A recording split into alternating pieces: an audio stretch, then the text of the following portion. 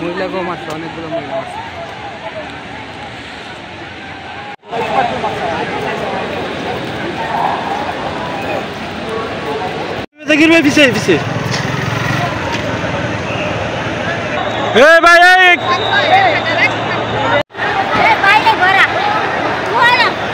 বলছি যে আমি স্যার কি করব, আমি কি করব বলেন, আমি কি করব বলেন, আমারে কেন মারতেছে? আমাদের যে আমারে মারছে 120 কারণ হচ্ছে 120 জন লোক ছাড়াই করতে, আমাদেরকে না জানায় কি কারণে ছাড়াই করছে এটা আমাদেরকে বলে নাই। যে কোনো সমস্যা হবে লোক ছাড়াই করবে, কিন্তু কেন? তাদের তো অপরাধ আছে, এটা তো আমরা জানতে পারি। তাদের যে অপরাধ এটা তো আমরা জানা দরকার।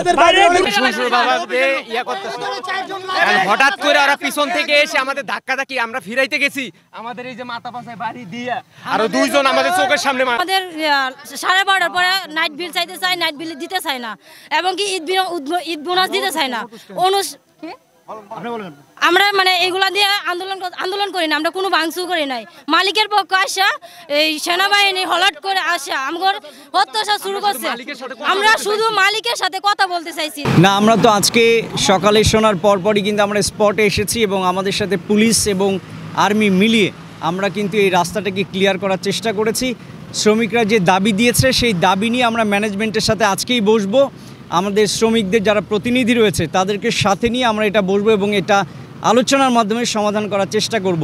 এবং শ্রমিক ভাইদের প্রতি অনুরোধ থাকবে, রাস্তাতে কোনো গাড়ি ভাঙচুর করে রাস্তার প্রতিবন্ধকতা তৈরি করে কোনো ধরনের দাবি আসলে আদায় করা সম্ভব না। বরঞ্চ আমরা যদি টেবিলে বসে আলোচনা করি, যে কোনো দাবি আমরা আলোচনার মাধ্যমে এটি সমাধান করতে পারবো।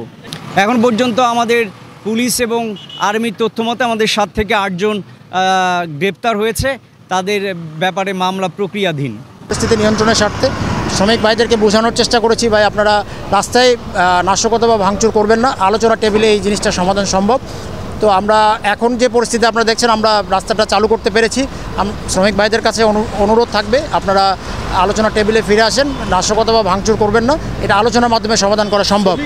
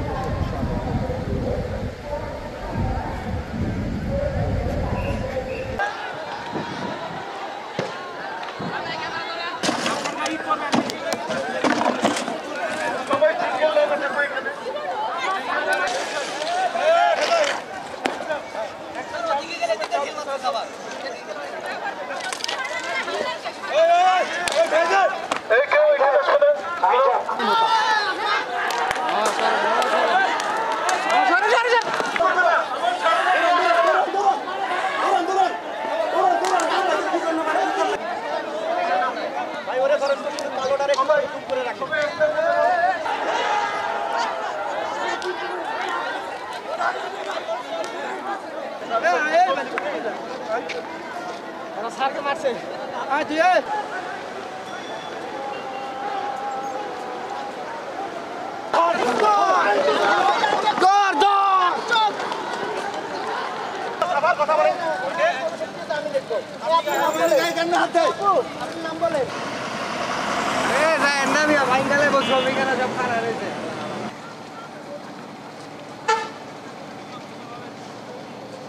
আর কালো গেঞ্জিরে ধরবে, ওরা কি জন্য এগুলা করতে?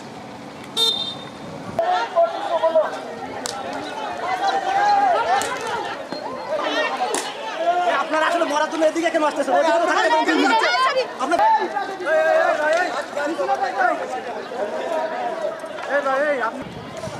এই দেখো এই পাঁচটা ফুট করে এক দুটা আমারে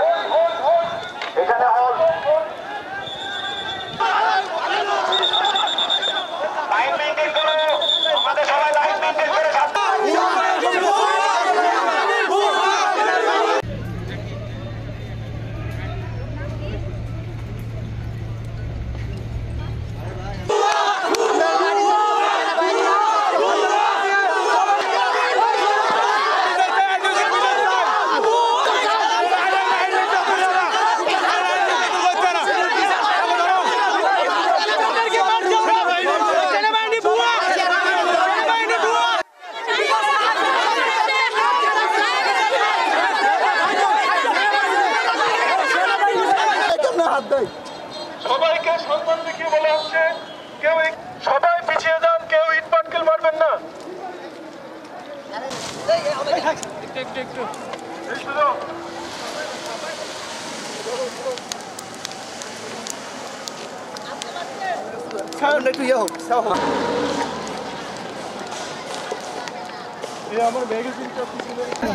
কথা করছে মামা, হাফ বেতন বেতন আটকে দিত আমাদের, হাফ বেতন এনে